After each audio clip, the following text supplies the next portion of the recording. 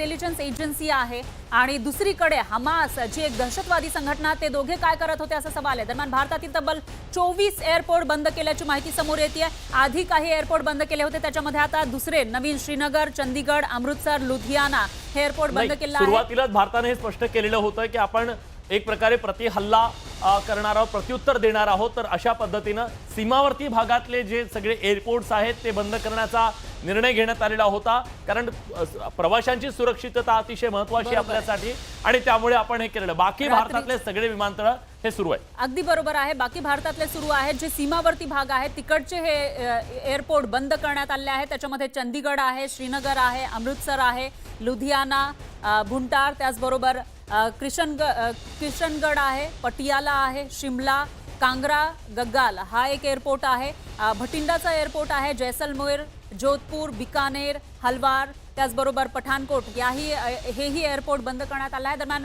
पुन्हा एकदा जाऊयात आपले प्रतिनिधी प्रशांत लीला रामदास यांच्याकडून। प्रशांत, अंधारामध्ये भ्याड हल्ला पाकिस्तानकडून केला जातोय आणि त्यातच भारत एकीकडे चोख प्रत्युत्तर देतोय तर दुसरीकडे खबरदारी सुद्धा घेताना दिसतोय। बरोबर आहे, खास करून भारताच्या वतीनं जे लॉकडाऊन जारी करणार क्लोजर फॉर एअरपोर्ट, त्यामुळे चंदीगड बंद करण्यात आला आहे, श्रीनगर बंद करण्यात आला आहे, अमृतसर बंद करण्यात आला आहे, लुधियाना बंद करण्यात आला आहे, भुंटार एअरपोर्ट बंद करण्यात आला आहे, किशनगड एअरपोर्ट बंद करण्यात आला आहे, पटियाला एअरपोर्ट बंद करण्यात आला आहे, शिमला एअरपोर्ट बंद करण्यात आलेला आहे, कांगरा गांगल जे एअरपोर्ट आहे ते बंद करण्यात आलेलं आहे, भटिंडा एअरपोर्ट बंद करण्यात आला आहे, जैसलमेर एअरपोर्ट बंद करण्यात आला आहे, जोधपूर एअरपोर्ट बंद करण्यात आला आहे, बिकानेर एअरपोर्ट बंद करण्यात आला आहे, हलवारा एअरपोर्ट बंद करण्यात आला आहे, पठाणकोट एअरपोर्ट बंद करण्यात आला आहे, जम्मू एअरपोर्ट बंद करण्यात आला आहे, लेह एअरपोर्ट बंद करण्यात आला आहे, मुंद्रा एअरपोर्ट बंद करण्यात आला आहे, जामनगर एअरपोर्ट बंद करण्यात आला आहे, हिसार एअरपोर्ट बंद करण्यात आला आहे, पोरबंदर एअरपोर्ट बंद करण्यात आला आहे, केशोड एअरपोर्ट बंद करण्यात आला आहे, कंडला एअरपोर्ट बंद करण्यात आला आहे, भुज एअरपोर्ट बंद करण्यात आले। असे देशातील 24 एअरपोर्ट बंद करण्यात आल्याची माहिती पुढे आली आहे। महत्त्वाचं म्हणजे जर बघितलं, सर्वसामान्यांच्या सुरक्षेसाठी हा निर्णय घेण्यात आल्याची महत्त्वाचा निर्णय आहे।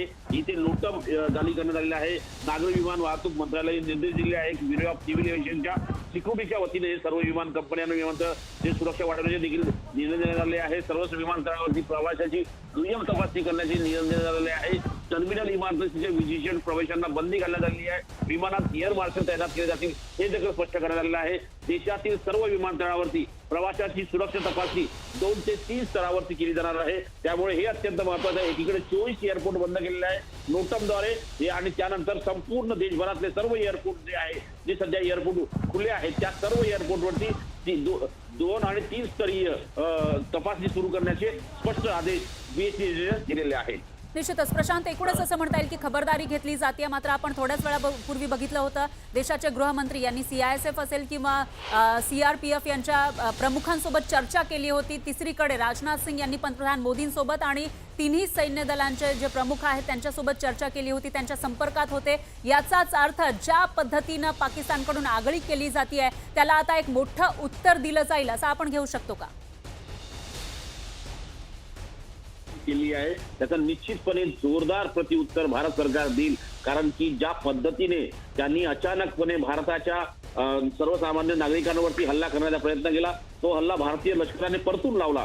पण महत्त्वाचं म्हणजे जर बघितलं, ज्या पद्धतीने ड्रोन अटॅक असो, मिसाईल अटॅक असो, या माध्यमातून भारताच्या सर्वसामान्य नागरिकांना लक्ष करण्यात गेलं। याचाच अर्थ असा होतो की भारताच्या सार्वभौमत्वाला लक्ष करण्याचा प्रयत्न पाकिस्तानच्या लष्कराने केला आहे। त्याला निश्चितपणे जोरदार उत्तर दिलं जाईल। या संदर्भात निश्चितच रात्री उशिरा बैठकांची सत्र देखील होण्याची शक्यता व्यक्त केली जात आहे। त्यामुळे पंतप्रधान नरेंद्र मोदी आणि आता राष्ट्रीय सुरक्षा सल्लागार अजित डोवाल यांच्यात काय निर्णय होतो हे देखील पाहणं अतिशय महत्त्वाचं असेल। पण पाकिस्तानला जोरदार प्रत्युत्तर मिळेल अशी भारत सरकारची निश्चितपणे भूमिका आहे। जर तुम्ही आमच्या सर्वसामान्य नागरिकांवरती हल्ला कराल तर आम्ही देखील तुमचा हल्ला परतून लावू जाऊ, पण तुमच्या देखील सार्वभौमत्वावर आम्ही हल्ला करू, अशा प्रकारची निश्चितपणे भारत सरकारची भूमिका आहे।